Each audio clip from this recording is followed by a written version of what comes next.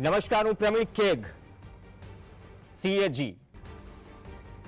અને કેગ સંસ્થા અથવા તો સરકારનો એવો વિભાગ કે જેમાં 1 2 3 4 કોઈ એન્જિન કામ નથી કરતા કે 2 એન્જિન છે કે 3 એન્જિન છે કે 4 એન્જિન છે, પરંતુ સરકાર જે રીતે સરકારી વિભાગોનું સંચાલન કરે છે તેનું આંકલન કરે છે.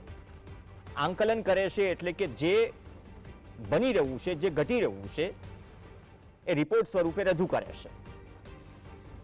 સીધી સાદી ભાષામાં કહીએ કે કેગ કોઈ પણ સરકારને અરીસો દેખાડે છે. દાવા અલગ વસ્તુ છે અને જે પબ્લિક ડોમેનમાં જે માહિતીઓ પડી છે એ અલગ વસ્તુ છે. આજે વિધાનસભા સત્રનો ગુજરાતનો છેલ્લો દિવસ અને એમાં કોઈ મિનમેક નથી કે કેગનો રિપોર્ટ છેલ્લા દિવસે રજૂ થાય વિધાનસભામાં. એ પણ જાણવાનો પ્રયાસ કરીશું કે કેમ કેગનો રિપોર્ટ છેલ્લા દિવસે રજૂ થાય છે. છેલ્લા દિવસે રજૂ થાય એટલે ઓવરઓલ વિધાનસભા સત્રમાં ચર્ચાની શક્યતા તો હું અને તમે સૌ જાણીએ છીએ. પણ ગુજરાતમાં આ વખતે કેગનો રિપોર્ટ જે રજૂ થયો વિધાનસભામાં, રાજ્ય સરકારને અરીસો દેખાડ્યો છે.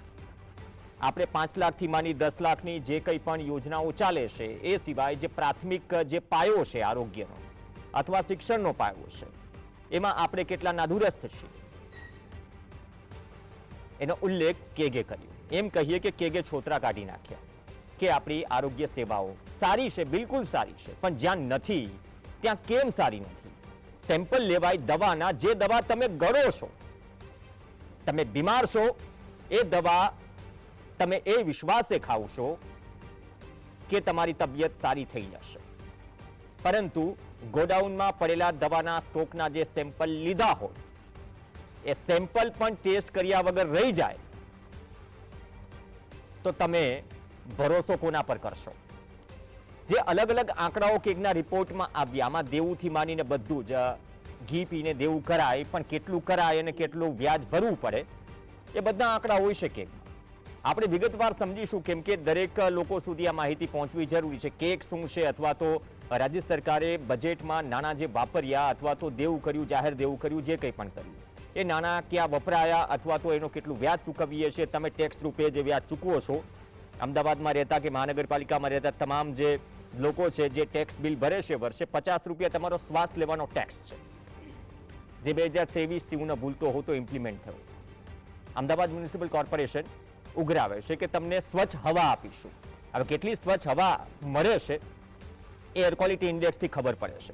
પણ આજના કેગના રિપોર્ટમાં સૌથી મોટા સવાલ એ છે કે અલગ અલગ, સૌથી પહેલી જ વાત કરીએ કે જે દવાઓ છે, દવાઓની ખરીદી થાય છે, જે આંકડાઓ ચાલી રહ્યા છે અને સેન્ટર વાઇઝ, જિલ્લા વાઇઝ આંકડાઓ ચાલી રહ્યા છે, એ ગોડાઉનમાં રખાય છે. હવે દવાની ખરીદી થયા બાદ સરકારી લેબ દ્વારા દવાનું પરીક્ષણ કેટલું થાય છે? તો 2019માં એવી અસંખ્ય નમૂના હતા જે લેવાયા હતા દવાના, તેનું પરીક્ષણ જ નથી થયું. એમાં સુરત છે, જ્યાં 1485 નમૂના હતા દવાના, તેનું પરીક્ષણ જ ન થયું. સુરત, વલસાડ, જામનગર, અમરેલી, અમદાવાદનું નરોડા, આ તમામ ગોડાઉન છે. રાજકોટ, પાટણ, દાહોદ અને હિંમતનગર, આ બધી જ જગ્યાએ અમુક આંકડાઓ છે જે તમારી સામે ચાલી રહ્યા છે. એ દવાનું પરીક્ષણ જ ન થયું તો પછી દવાના સેમ્પલ કઈ રીતે ઉઘરાવ્યા અથવા તો સેમ્પલ શાના માટે ઉઘરાવો છો? બીજી સૌથી મોટી મહત્વની વાત એ આવી કે Gujarat medical services corporation limited company દવાનો જથ્થો પૂરો પાડવામાં વામણી સાબિત થઈ છે. તેનું કારણ એ છે કે દવાનું વ્યવસ્થાપન જે હોવું જોઈએ જિલ્લા કે તાલુકા સ્તરે, આપણે CHC, PSCની કે સરકારના એવા વિભાગોની વાત કરીએ છીએ કે જ્યાં આજે તમે દવા મેળવી શકો છો અથવા તો અલગ અલગ રોગોની દવા તમને મળે છે, તે જગ્યાની વાત થઈ રહી છે. હવે આ તમામ જગ્યાએ જિલ્લા વિકાસ અધિકારી તરફથી જે દવા મંગાવવામાં આવે છે તેમાં 40 થી 59% દવા પૂરી પાડવામાં આવતી નથી. આ અમે નહીં, પરંતુ કેગ એટલે કે કેન્દ્ર સરકારની એક એજન્સી, એક વિભાગ, એનો રિપોર્ટ કહી રહ્યો છે ગુજરાતના સંદર્ભમાં 11 વેરહાઉસ દ્વારા ગુજરાતમાં આ દવાનું વ્યવસ્થાપન થાય છે અને આ વ્યવસ્થાપનમાં ઘણી જગ્યાએ દવાના સંગ્રહ માટે કુલિંગ સ્ટોરેજ જેવી સમસ્યા, એટલે કે કુલિંગ સ્ટોરેજ નથી અથવા તો કમી છે, આવી સમસ્યાઓ છે જ્યાં દવા રખાય છે. અને શું એટલા માટે જ જે નમૂના કે સેમ્પલ લેવાય એનો ટેસ્ટ ન થયો? અને જામનગરમાં એક વેરહાઉસની ગેલેરીમાં તમામ દવાનો સંગ્રહ હતો, જથ્થો હતો. સૌથી મોટી વાત CHCની પણ છે, જ્યાં તમામ નાના સેન્ટર પર કે બધી જ જગ્યાએ તમે આરોગ્યની સેવાઓ લેવા માટે જાઓ છો, પરંતુ જિલ્લાના હિસાબથી, તમારા વિસ્તારના હિસાબથી જેટલી સંખ્યા છે એ હિસાબથી બેડની સંખ્યા હોવી જોઈએ એ બેડની સંખ્યા નથી. એ બેડની સંખ્યા ઘણી બધી જગ્યાએ નથી. ક્યાંક 10, 20, 30, 40 એટલા બેડની ઘટ છે અને એકથી વધુ CHC. વાત આવી આંગણવાડી પર. આંગણવાડીમાં 53,029 આંગણવાડી છે ગુજરાતમાં. કેગના રિપોર્ટ મુજબ 3,381 આંગણવાડી ભાડાના મકાનમાં ચાલે છે અને એમાં સૌથી મોટી વાત એ છે કે 1,032 આંગણવાડીમાં પીવાના પાણીની પણ સુવિધા નથી. 8,452 આંગણવાડીના મકાન જર્જરિત છે. 30 આંગણવાડી ખુલ્લી જગ્યામાં કાર્યરત. આ કેગનો રિપોર્ટ કહે છે. આનાથી મોટી વાત એ છે કે ઘણી બધી આંગણવાડી એવી છે કે જ્યાં શૌચાલયની પણ સુવિધા નથી. 99 આંગણવાડી, પીરસવાના વાસણો, રાશન પેકેટ, બાળકો માટેના સાધનો, દવાની કીટ, આ તમામની અછત. અને કેટલીક આંગણવાડી પાણી અને ઇલેક્ટ્રિક કનેક્શન નથી, જેના કારણે તમે સમજશો, તમે જે ટેક્સ ભરો છો, 6,709 વોટર પ્યુરિફાયર ધૂળ ખાઈ રહ્યા છે. આ કોઈ મંત્રીના ખિસ્સામાંથી પૈસા આવે એનાથી તો ખર્ચાઈને ખરીદાયા નથી, પરંતુ 6,709 વોટર પ્યુરિફાયર જે આંગણવાડીના બાળકો માટે રાખવામાં આવે છે, જો ધૂળ ખાતા હોય તો વ્યવસ્થાપન ક્યાં છે? વિશ્વગુરુ બનવાના દરજ્જાનું મેનેજમેન્ટ શું નથી?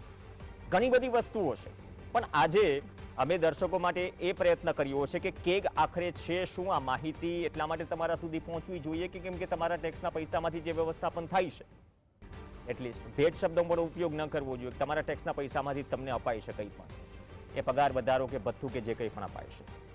મહેશભાઈ પંડ્યા આપણી સાથે જોડાશે. મહેશભાઈ, આમાં ઘણી બધી બાબત એ પણ છે, NSAP યોજના અંતર્ગત ઘણા બધા પ્રશ્નો એ છે કે ઘણી બધી જગ્યાએ સહાય પણ નથી મળી. ઘણા બધા લાભાર્થીઓ જેમને સહાય પણ પૂરી પાડવામાં નથી આવી. બેકગ્રાઉન્ડ સ્કોર સાથે જઈએ તો આ માત્ર આરોગ્ય આંગણવાડીની વાત છે કે મોટાભાગના સરકારી વિભાગોની વાત છે? કેમ કે ભ્રષ્ટાચાર એક એમ કહેવાય ને કે જે રીતે સમોસામાં બટાકું માફક આવે એ રીતે આપણી સિસ્ટમમાં બટાકાની જેમ આ ભ્રષ્ટાચાર માફક આવી ગયું છે અને ચટણી સાથે બહુ જ લિજ્જત માણી ગયા છે જે તે લાગતા પડતા. પહેલા એ સમજવું છે કે કેગનો રિપોર્ટ વિધાનસભા સત્રના છેલ્લા દિવસે કેમ મુકાય છે? જે આપણે ચર્ચા કરીએ છીએ આજે, વિધાનસભાનું સત્ર જે પૂરું થયું તો છેલ્લા દિવસે કેમ કોઈ માંગ ન કરી શકે અથવા નથી ઈચ્છતા કે આના પર ચર્ચા થાય? પ્રવીણભાઈ, એક તો આપે આ બહુ સરસ વિષય લીધો છે, કારણ કે ધારાસભ્યોને પણ જાણવાની જરૂર છે કે આ CAG શું છે, અને સ્વાભાવિક છે કે નાગરિકોને પણ જાણવાની જરૂર છે. આ CAGનો રિપોર્ટ વેબસાઇટ પર પણ મૂકવામાં આવે છે, પણ CAG શું છે ખબર જ ના હોય તો નાગરિકો વાંચીને કરે શું અને એનો ઉપયોગ શું? પહેલાં તો આપણા પ્રશ્નોનો જવાબ આપી દઉં કે છેલ્લા દિવસે કેમ મૂકવામાં આવે છે. એવો નિયમ નથી, પણ છેલ્લા 20 વર્ષથી ગુજરાતમાં એ નવી પરિપાટી, નવી પરંપરા ઊભી કરવામાં આવી છે કે આ CAG, જેને CAG, કોમ્પ્ટ્રોલર and auditor general of India, ગુજરાતીમાં કહીએ તો ભારતના નિયંત્રક અને મહાલેખા પરીક્ષકનો અહેવાલ, એ છેલ્લા દિવસે છેલ્લા કલાકમાં જ મૂકવામાં આવે છે. કારણ કે આ કેગનો રિપોર્ટ પહેલાં તો આ રીતે પ્રિન્ટ થતો હતો અને જે તે વર્નાક્યુલર લેંગ્વેજ માં મુકાતો હતો. અંગ્રેજીમાં તો હોય જ હોય, પણ સાથે સાથે ગુજરાતીમાં, મરાઠીમાં, જે રાજ્યમાં જે ભાષા ચાલતી હોય એ મુકાય અને ધારાસભ્યોને આપવામાં આવે, પત્રકારોને આપવામાં આવે તો એના ઉપરથી પ્રશ્નો ઉજાગર થાય. પરંતુ છેલ્લા 20 વર્ષના ગુજરાતના ઇતિહાસમાં જોઈએ તો છેલ્લા દિવસે છેલ્લા કલાકમાં આ રિપોર્ટ મૂકવામાં આવે છે. એક નાનો સવાલ છે, છેલ્લા દિવસે છેલ્લા કલાકમાં શું ગુજરાત એકમાત્ર એવું રાજ્ય છે કે બાકી બધાના રાજ્યોમાં વિધાનસભામાં પણ આ પ્રકારની પરિસ્થિતિ હોય છે? હવે ગુજરાત મોડેલમાં લોકો શીખી ગયા ને. અચ્છા, પહેલા આપણે અપના, હા, આનું નામ જ ગુજરાત મોડેલ. પછી બધા શીખી ગયા, કારણ કે અલ્ટિમેટલી પોલિટિકલ પાર્ટીઓ છે અને કોઈ વિરોધ એટલે નથી કરતું કે આજે આ સત્તામાં છે, કાલે પેલા સત્તામાં આવવાના છે. એટલે આ પરિપાટી જે કરીને ગયા છે ખરાબ, એટલે બોલવાનું ખરું પણ લખવાનું નહીં, કારણ કે કાલે એમની સત્તા આવે. એટલે મૂળ તો રાજકીય પાર્ટીઓ બધી એક જ નામની સવારી છે બધી, એટલે એમાં બહુ વાંધો ના હોય. પણ છેલ્લા દિવસે એટલા માટે મૂકવામાં આવે છે કે આજે આ તમે પ્રશ્ન પ્રવીણભાઈ રજૂ કર્યો, હવે આ જો વિધાનસભાના સત્રના પહેલા દિવસે મૂકવામાં આવે તો આ રિપોર્ટ તમારા હાથમાં હોય તો તમે રોજે રોજ એક ડિબેટ કરી શકો. તમે રોજે રોજ એ વિસ્તારના, જેમ કે આજનો એક સવાલ છે કે ભાઈ સુરતના ગોડાઉનનો મુદ્દો છે, તો સુરતના લોકોને પ્રશ્ન પૂછીને એની ખરાઈ કરો, એનું અને આખી વાતને વિગતે ચર્ચામાં થાય અને લોકો સુધી જાય. આ પ્રશ્ન ના જાય એટલા માટે આ પદ્ધતિસર છેલ્લા દિવસે છેલ્લા કલાકમાં આપવામાં આવે છે. વચ્ચે તો એવું હતું કે અંગ્રેજીમાં રિપોર્ટ આપવામાં આવતો હતો અને ગુજરાતી પાંજરામાં મૂકી દે એમના, એટલે અંગ્રેજી રિપોર્ટ મોટાભાગના આપણા ધારાસભ્યો ટેવાયેલા ના હોય અંગ્રેજી વાંચવા માટે, એટલે થાય નહીં. એટલે માત્ર ને માત્ર આ બંધારણની જોગવાઈ છે CAGની, એની આર્ટિકલ 148 પ્રમાણે એટલા માટે મૂકવામાં આવે છે. જો સરકારનું ચાલે તો કદાચ આ રિપોર્ટ 5-5 વર્ષે ના મુકાય, અને છેલ્લા તમે જુઓ તો ઘણા વખતે નથી મુકાયા. અને કારણ એવું આપ્યું છે પ્રવીણભાઈ, અમને કોઈ ગુજરાતી ભાષાંતરકાર નથી મળ્યો એટલા માટે અમે કેગના રિપોર્ટ સમયસર નથી મૂકી શકતા. આ CAG એ ભારતની સર્વોચ્ચ સુપ્રીમ ઓડિટ ઓથોરિટી છે, જે સરકારના પૈસા એટલે પબ્લિક સેક્ટર અને લોકલ બોડીમાં જેમાં સરકારનું ફંડ વપરાય, એટલે જે તમે શબ્દ પ્રયોગ કર્યો તે આપણા ટેક્સના પૈસા જેમાં વપરાયા હોય એમાં શું કામગીરી થઈ એનું ઓડિટ કરે છે. અને માત્ર 10% લાંબુ નહીં, કારણ કે એની એટલું બધું ક્ષમતા નથી કરવાની. અને એ ઓડિટ કર્યા પછી એ જે તે રાજ્યપાલને આપે છે અથવા તો રાષ્ટ્રપતિને આપે છે, અને પછી રાષ્ટ્રપતિ એ લોકસભાના સ્પીકરને આપે, રાજ્યપાલ વિધાનસભાના સ્પીકરને આપે, અને પછી એ ગૃહમાં મુકાય, પછી એ પબ્લિક ડોક્યુમેન્ટ કહેવાય. આ પબ્લિક ડોક્યુમેન્ટ વિધાનસભાના ગૃહના મેજ પર મુકાયા પછી એક કમિટી બની છે જેને પબ્લિક એકાઉન્ટ કમિટી કહે છે. અત્યાર સુધી એવી પરિપાટી હતી, પરંપરા હતી કે પબ્લિક ઓડિટ કમિટી કે પબ્લિક એકાઉન્ટ કમિટી જે વિધાનસભાના સભ્યોની બનેલી હોય અથવા તો લોકસભાના સભ્યોની બનેલી હોય, એમાં એનો જે ચેરમેન હોય એ વિપક્ષનો નેતા હોતો હતો. આ લખેલો વિધાનસભાનો નિયમ નથી, પણ એવી પરંપરા ઊભી કરેલી તંદુરસ્ત પરંપરા કે ભાઈ PAC એ પબ્લિક ઓડિટ કમિટી હોય કે પબ્લિક એકાઉન્ટ કમિટી હોય, એનો ચેરમેન હંમેશા વિરોધ પક્ષનો સભ્ય હોય, જેથી તટસ્થતાથી એ બેઠક બોલાવી શકે. હવે આ કેગનો રિપોર્ટ એ ગૃહના મેજ પર માનો કે આજે મુકાઈ ગયો, પછી એ પબ્લિક એકાઉન્ટ કમિટી પાસે જશે. હવે પબ્લિક એકાઉન્ટ કમિટીમાં બધા જ પાર્ટીના એના પ્રમાણ વાઇઝ ધારાસભ્યો હોય છે. એટલે અત્યારે સ્વાભાવિક છે કે બહુમતી એ ભારતીય જનતા પાર્ટીની હોય. હવે એનો અધ્યક્ષ એ ખરેખર તો કોંગ્રેસનો હોવો જોઈએ, પણ એમ કહે છે કે વિપક્ષ જ નથી, એટલે જીતુભાઈ વાઘાણી આ પબ્લિક ઓડિટ કમિટીના ચેરમેન છે. દર વર્ષે આ કમિટીનું ગઠન કરવાનું હોય છે, પણ હવે ટેકન ફોર ગ્રાન્ટેડ લેવામાં આવે છે અને આની આ જ કમિટી આગળના વર્ષે જતી હોય છે એક્સટેન્શન ઉપર. જે શબ્દ હવે એક્સટેન્શન ઉપર, એ એક્સટેન્શન એ ગુજરાતનું મોડેલનો જ છે, કારણ કે કોઈ IAS થાય, રિટાયર થાય પછી એને એક્સટેન્શન આપવું એ પણ ગુજરાત મોડેલ છે. એટલે 13 વર્ષ સુધી એક IAS ગુજરાતનું રાજ ચલાવતું હોય એ પણ ગુજરાત મોડેલ છે. અને એ મોડેલ આખા દેશમાં હવે ચેપ લાગ્યો છે, એપેડેમિક થયો છે અને આગળ વધી રહ્યો છે. This is Gujarat model. હવે આ પબ્લિક ઓડિટ કમિટી એ 15 દિવસે એક વખતે મળે છે, એટલે મહિનામાં 2 વખત. પણ જો પબ્લિક ઓડિટ કમિટી સ્પીકરને વિનંતી કરે તો અઠવાડિયે એક વખત પણ મળી શકે. અને અગાઉની દિવસે પણ મળે છે ખરા? મળે છે. કોરોના કાળમાં 2 વર્ષ ના મળી, એ વખતે વિપક્ષના નેતાએ કાગળ લખવો પડેલો કે ભાઈ પબ્લિક એકાઉન્ટ કમિટી અને પબ્લિક ઓડિટ કમિટી કેમ નથી બોલાવતા, તો કે કોરોનાની પરિસ્થિતિને ધ્યાનમાં રાખીને આ મિટિંગ નથી બોલાવવામાં આવતી. હવે લોકડાઉન પતી ગયું હતું, 4 સભ્યોની જ વાત હતી, એ તો તમે 8-9 મહિનાનો પીરિયડ હતો, પછી તો બોલાવી શકતા હતા. પણ કોરોનાના બહાને તમે 2 વર્ષ સુધી પબ્લિક ઓડિટ કમિટી કે પબ્લિક એકાઉન્ટ કમિટી વિધાનસભામાં ના બોલાવી માગણી હોવા છતાંય. એટલે અહીંયા અગાઉની સરકારોમાં તમે એ અઠવાડિયે પણ મળતી હતી. આજે પ્રવીણભાઈ, આજે તમે રિપોર્ટ મૂક્યો, એ રિપોર્ટનો કોઈ અર્થ નથી, એટલા માટે કે એનો નંબર 10 વર્ષે આવવાનો છે. આજે વિધાનસભામાં 10 વર્ષ જૂના CAGના રિપોર્ટો પેન્ડિંગ પડ્યા છે. એ જ્યાં સુધી ઉકેલ ના આવે ત્યાં સુધી આ રિપોર્ટ કોણ હાથ પર? એનું રીઝન છે કેમ કે હમણાં દિલ્હીમાં સરકારો બદલાય, આમાં તો પક્ષને ચીનો તો નેતાઓ બદલતા રહે છે, કંઠીઓ બદલતા રહે છે, એમાં કોઈ નવી વાત નથી. કેગનો મુદ્દો ત્યાં પણ ઉઠ્યો કે કેગનો રિપોર્ટ દબાવીને બેઠા છે, કેગનો રિપોર્ટ રજૂ નથી કરાતો.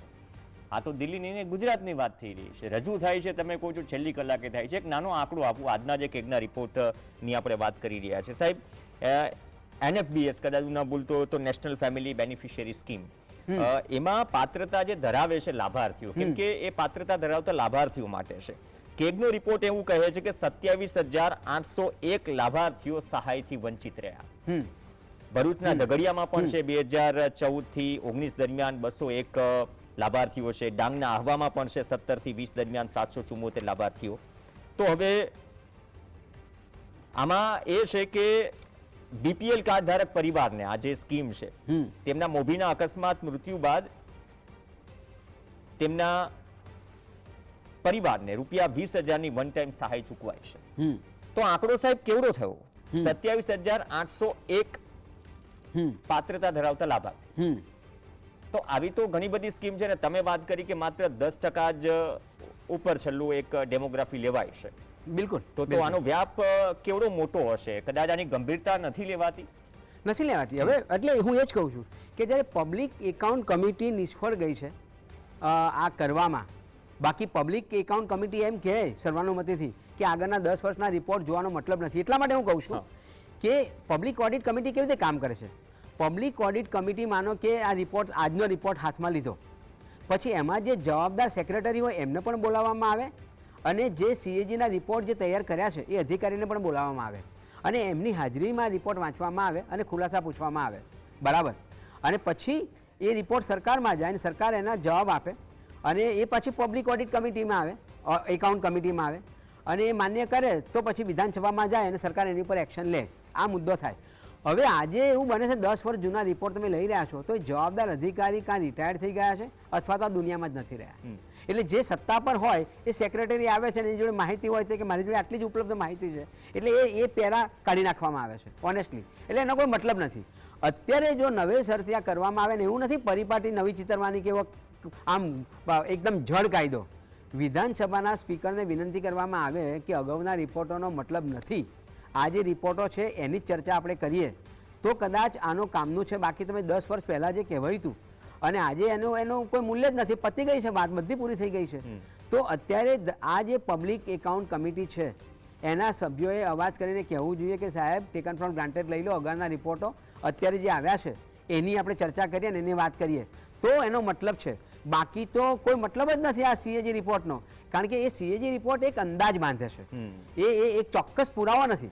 પણ CAGનો રિપોર્ટ પ્રવીણભાઈ તમે બહુ સાચો મુદ્દો ઊભો કર્યો. આજે તમે ને હું કેવી રીતે ઉપયોગ કરી શકીએ? એના રિપોર્ટો જે લખાયા છે એને આધારે તમે RTIમાં માહિતી માગીને પણ તમે માહિતી મેળવી શકો.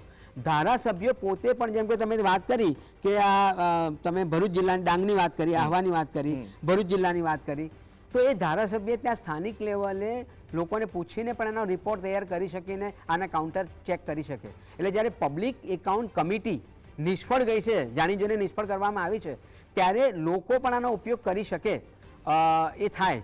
કારણ કે મને યાદ છે કે કેમ આવું કહું છું એટલે રાફેલનો મુદ્દો જ્યારે સુપ્રીમ કોર્ટમાં આવ્યો એ રાફેલ અંગેનો CAGનો રિપોર્ટ લોકસભાના ટેબલ પર મૂકવામાં આવ્યો નહોતો અને એને પબ્લિક એકાઉન્ટ કમિટી જ્યાં સુધી માન્ય ના કરે ત્યાં સુધી એ રિપોર્ટની તથ્યતા એ ગણાતી નથી. તેમ છતાંય બંધ કવરમાં લખીને આપી દીધું કે અમે CAGના રિપોર્ટમાં રાફેલની ભાવ ગણી નાખેલા અને વાર્તા પૂરી થઈ. એટલા માટે કહું છું કે તમે, અને જ્યારે 2014ની ઇલેક્શન વખતે 2013માં આ જ અરવિંદ કેજરીવાલે વિનોદ રાયના CAGના રિપોર્ટ જે પાર્લામેન્ટના મેચ પર નહોતા મૂકાયા એને લીક કરીને 26 ફાઇલો બનાવીને એટલો પ્રચાર પ્રસાર કર્યો અને ભારતીય જનતા પાર્ટીને ભેગા થઈને અને આ સરકારને બદનામ કરી નાખી અને એ પછી બધાની પર કેસ ચાલી ગયા, બધા નિર્દોષ છૂટી ગયા. અને આ તો અવધારણા હતી અને એ અવધારણા ઉપરથી આખી સરકાર ગઈ, બદનામ થઈ. એટલે આ બધું થતું હોય છે. એટલે CAGના રિપોર્ટનો લોકો કેવી રીતે ઉપયોગ કરી શકે એ બહુ મહત્વનું. એટલે હું તમારા માધ્યમથી, આ તો બુકલેટ તરીકે કદાચ દરેક ઘરે પહોંચવો જોઈએ. પણ હવે સરકાર, અમદાવાદ જેવા શહેરમાં હું 50 રૂપિયાની વાત કરું છું, તમે શ્વાસ લેવાનો ટેક્સ આપો છો 50 રૂપિયા. મેં પૂછ્યું ને, આઈ થિંક હું એક્ઝેક્ટ એ ફોર્મ ભૂલી ગયો કે નહીં, કોર્પોરેશન તમને શુદ્ધ હવા આપે છે, મતલબ કે પોલ્યુશન દૂર કરવાનું. એ પોલ્યુશન તો દૂર થતું નથી. એટલે કે 50 રૂપિયા વર્ષે દર ઘરે, દર પ્રોપર્ટી પાસેથી જો તમે લો છો, એમાં કેગમાં એનું પણ કેલ્ક્યુલેશન થાય છે. છતાં પણ તમે એ શુદ્ધ હવા ન આપી શકતા હોય. મતલબ એટલે અકાઉન્ટેબિલિટી, જે અકાઉન્ટેબિલિટી સરકારની હોય, સરકારના કોઈ પણ વિભાગની હોય, નાગરિકની પણ હોય છે આ દેશમાં. તો ખાલી ઉપર છેલ્લી ડેમોગ્રાફી છે તો આ બુકલેટના હિસાબથી ઘરે ઘરે ન પહોંચવું જોઈએ પહોંચવી જ જોઈએ, પણ સરકારે આ વખતે શું કે આ કર્યું? અમારું સર્વેયું છે. In the name of digital, હા. In the name of digital, હું એન્જિનિયર છું, તેમ છતાંય હું ટેકનો સેવી નથી. મને કોમ્પ્યુટરમાંથી રિપોર્ટ ડાઉનલોડ કરીને વાંચવાનું, રજૂ કરવાની તકલીફ પડે છે. આજે હાર્ડ કોપી જે આપતા હતા આ રિપોર્ટની, એ હાર્ડ કોપી બંધ કરીને સીડીમાં આપી દો છો અને તમે પેલા લેપટોપ પકડાઈ દીધા, પેલા આઈપેડ પકડાઈ દીધા છે. હવે આજે ઓનેસ્ટલી કહું તો 80% ધારાસભ્યો ટેકનોસેવી નથી, એમના વાંચતા નહીં આવડે. એમાં પૈસા બચાવવાની જરૂર નથી કે પર્યાવરણ બચાવવાની જરૂર નથી. કયા પર્યાવરણની વાતો કરો છો? જ્યારે લાખોની સંખ્યામાં ઝાડો કપાતા હોય ત્યારે એ પર્યાવરણની તમે વાતો કરો છો? અહીંયા લોકશાહી બચાવવા માટે ધારાસભ્યોને ખબર પડે, લોકોને ખબર પડે, એ માટે પ્રિન્ટ આપવાની જરૂર છે. તમે વાત કરી તે. હવે આ મુદ્દો છે. આજના ધારાસભ્યો પ્રશ્નોત્તરી, સ્ટાર ક્વેશ્ચન એ પણ આઈપેડમાં આપી દો છો તમે, એ વાંચી શકતા નથી. તમે એવું ડિજિટલ ઇન્ડિયા કરીને તમે ડેમોક્રેસી ખલાસ કરવાની વાતો કરી રહ્યા છો, પર્યાવરણ બચાવવાના નામે અને બીજા બધા બચાવવાના નામે. એટલે તમે જે વાત કરી તે ખરેખર તો પ્રેસ ઇન્ફોર્મેશન બ્યુરોની જે તમે બજેટ વખતે જે પ્રેસ નોટ બહાર પાડો છો રાજ્યની સરકાર, તો આ સીએજી રિપોર્ટમાં આજે તમે જે મુદ્દા રજૂ કર્યા, તો રાજ્યની સરકાર ના પ્રવક્તા રાજ્યમંત્રી શું કામ પ્રેસ નોટ બહાર નથી પાડતા કે સીએજીએ આપણા રાજ્ય વિશે આવું કહ્યું છે?